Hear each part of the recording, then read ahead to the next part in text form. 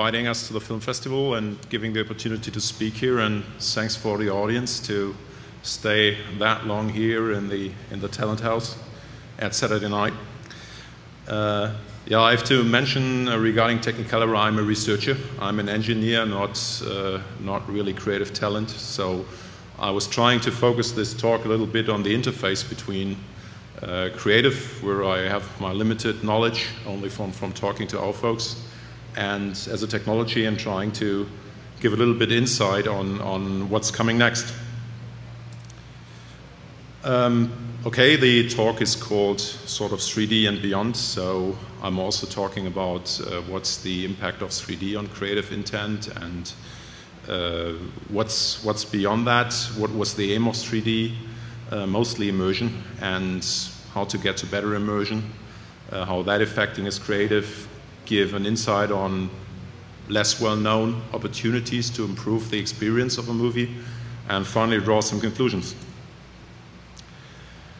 Regarding 3D, we actually had a full masterclass here day before yesterday, and that was on stereo quality certification, because Technicolor is highly committed on the quality of 3D, because we really believe this might be a severe issue, especially for the downstream market on TV. If the quality of the productions is not sufficient, it really might scare off consumers, and eventually that might have a feedback to the theaters. So you all have heard that improper 3D can cause headaches, or nausea, all these things.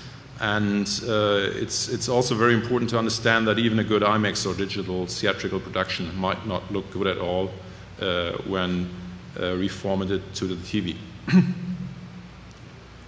So Technicolor has come up with the famous 15 criteria.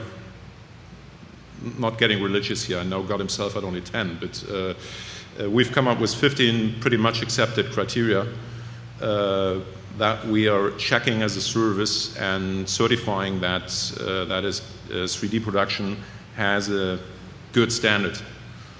Actually, all those criteria highlighted in red are those that are directly related to creative intent. All the others, things like alignment, luminance, colorimetry, reflections, this is about getting your production gear set up properly, or choosing the right production gear. Compositing, partial reverse stereo, depth mismatch, visual mismatch, also too much 2D content in a 3D movie. That's about getting a good QC in post. But there are some things like depth of field, sharpness in the foreground, background. There's some things you simply shouldn't do in 3D. Hyperconvergence, hyperdivergence limits the scene, the shot that you are framing under certain constraints. Edge mismatches even more so, with content colliding with the TV frame or the background. And there's even display issues that cannot be avoided, both in theatrical and on the TV, ghosting in particular. Ghosting is the crosstalk between the left and right eye due to the projection. And in order to avoid that, you sort of should restrict your contrast, really avoiding black in front of white or vice versa. And there's also some perspective issues, cordboarding, stretching with the camera baseline that you should take care of. So there's rules that are, in some cases, quite a restriction on the creative intent. However, 3D is essentially providing a much better immersion of the audience, and that goal, with a more natural perception of theatrical and 3D TV content, was clearly appreciated by the box audience.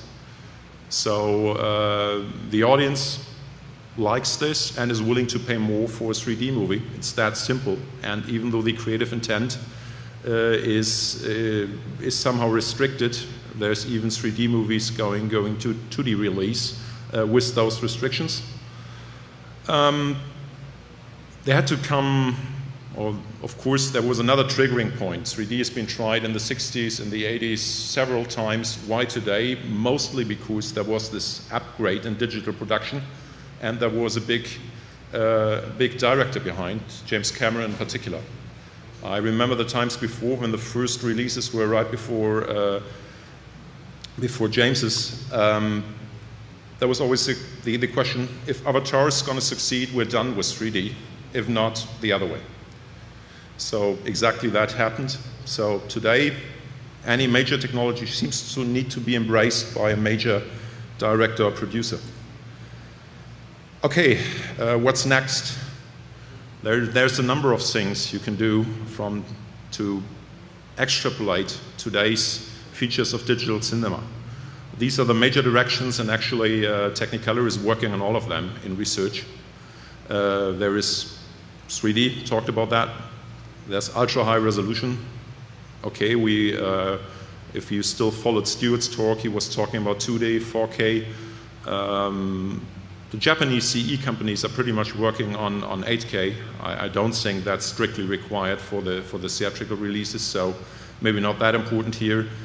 There is work on panoramic and interactive, also probably more a TV story, but something we call wide color gamut, high dynamic range, frame rate are definitely things that are mostly ready in the research labs and are waiting for release and for a director to embrace. Another easy win, and Stuart has already mentioned the importance of audio. I do agree to any statement he made, and 7.1 of Dolby is probably pretty much defining today's state of the art in audio. However, we don't think that's the end of the line, especially with 3D. We are recognizing that the elevation plays a quite critical role, so the actual 3D and sound plays a quite critical role in the immersion. There's good reasons for that. For example, you were or you may not be aware, but the reflection of the ceiling and the floor is quite important of your experience when listening in a room. Of course, it's also a difference when you have the famous plane or helicopter coming from an elevated angle and not just on a plain surface somewhere in the theater. So we find that this difference is quite remarkable and probably much stronger than you would expect. So what is it? Is it just another format, another mix? Well, fortunately not. We are proposing a scheme we call higher order ambisonics, which is more a scene-based capturing. That means we are directly trying to capture or creatively mix the 3D objects in a room and have a representation of that is completely independent of the loudspeaker channels. So the same representation can feed anything, from headphones with actually truly spatial sound, even elevated sound, down to the full 3D sound field being at home or in the theaters. It's really almost free lunch. One format fits all. So the value proposition of that, this is a very straightforward low-end theater configuration with just 5.1 speakers. The next upgrade was elevated speakers, and eventually even more speakers to make the high-end cinemas. So it's important to understand the proposition here. 2 elevated speakers already make a significant difference, and our format is suited to support that. But the more speakers you can afford, the better. Even a later upgrade is easily possible. So I believe Stuart mentioned the upgrade from 5.1 to 7.1 was just a couple of or $1,000. You can think in similar dimensions here. And again, we think that's a huge difference from surround. The immersion effect is quite strong, and we've already given initial demos to the studios. There's other things that initially the creative industry was much more difficult to convince of, especially the 24 Hertz dogma. And related to the 24 Hertz, is the notion of motion blur, which many directors still believe, or it is in fact, it is a matter of creative intent. But motion blur, I don't know whether you see that in the front, it's supposed to be a monkey, and that's exactly how it looks in 24 Hertz. So this is an actual frame. And while this is not that annoying in 2D, in 3D it's a real issue. And we believe it's one of the major issues causing the nausea or the discomfort in rapidly moving pan and scan scenes, which is one of the strongest limitations of 3D in cinema. And that is exactly why James Cameron is again said he wants to change that in order to get back to the creative flexibility, and proposed to use or will use 48 or even 60 hertz for his following 3D projects. And Peter Jackson's Hobbit, again, Stuart mentioned that, is going to be the first movie shot in 48 hertz. And Cameron convinced Christie's to provide the cinema projectors featuring 60 hertz from 2012. The camera side is actually available long since, as 60 hertz is the standard for TV. Okay, I mentioned it, it's today seen as a 3D issue, but not only. It's certainly true. It looks like TV because 60 hertz is the TV standard, but should a technical limitation really be a mandatory element for creative style in cinema? It can be, but the choice should be left to the creative folks and not defined as a standard. I mean, black and white is still an option today, but only few people are using it. There is further things down the line that we think might really change the experience for the audience, and that are somehow blocked by legacy. And the legacy is not always the dogma in the creative industry. In this case, it's pretty much a legacy that was defined by the TVs. So what actually is high dynamic range? It is a higher luminance range with details on all picture areas, whether dark or light, or that you would consider over or underexposed. For this, you have to understand that our eye is orders of magnitude better than any capturing technology we have today, and anything that will come closer to that will naturally give a much better experience. So high dynamic range technology was first developed for computer-generated images, still frames, and later adapted to digital still cameras. It requires more pixels more bits per pixels as we're used to using today. But again, the rendering of details and colors is much more realistic and much closer to the human perception. You see an example below. I mean, you're certainly all aware of under and overexposure, and you could combine an image by just using over and underexposed frames. So what is the status on high dynamic range? So the blocking factor actually is that all current standards are more or less defined by film cinema projectors and TV, not even digital cinema projectors. So all standards that are existing are either 10-bit for cinematography or 8-bit for broadcast. And the 8 bits are really coming from the capability of TV tubes. And as we're using flat panels today, they can do much more. In fact, LED backlit displays allow significantly more, at least 12, maybe even 16 bits.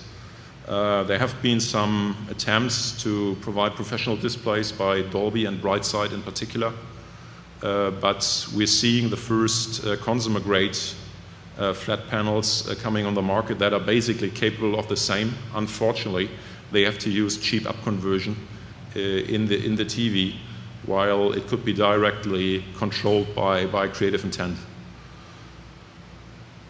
So on the camera side, recent CMOS sensor-based cameras like the Red or the Alexa or anything are definitely capable to provide 12 to 14 bit.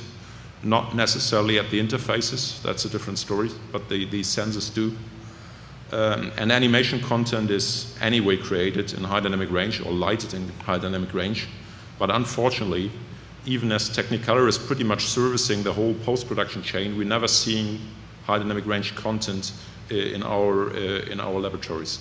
So it's already downgraded, either directly within the camera or, if in case of animation, at the studio to 10-bit, and typically using a very simple and straightforward process that could be significantly improved. So we do have developed downgrading. They are called tone mapping schemes using local lighting that could independently take care of different areas in a frame, pretty much like in secondary color correction. That would lead to much better experiences. Again, there is a limit by interface and file format standards today that we're seeking to overcome by talking to studios, TV manufacturers, everybody pretty much. And you see this is sort of a chicken-egg problem. There's no content available because there's no interfaces available, and there's no interfaces because there's no content. And we tend to see that only very few directors of photography or colorists are actually aware of the potential from such a technology. So, concluded, I promise to keep this short. 3D has put quite some additional constraints on storytelling. However, it led to much better immersion and has created a significantly stronger emotional experience. Hence, it was very much embraced by audience and the box office. It's no longer a hype, but clearly established as a feature in movie making. There are several new technologies ready to provide even better immersion or lift the constraints you have on creative storytelling. That's 3D audio, frame rates, avoiding motion blur, and high dynamic range. And actually my question to the creative industry, probably not to the independent filmmakers, is does it really require James Cameron to adopt any new innovation in cinematography technology? Thanks.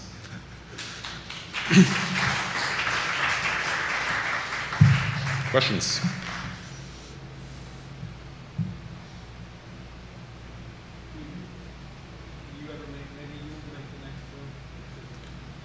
Well, as a research entity, we really, if we find a producer and somebody who's willing to trial anything, we are very open. So that's, I mean, I don't know whether all of you realize that our US research labs are located just across the block at Emerson. So this is our local presence here. And of course, our major business is in the Hollywood areas, but this is where the research takes place, and feel free to contact us.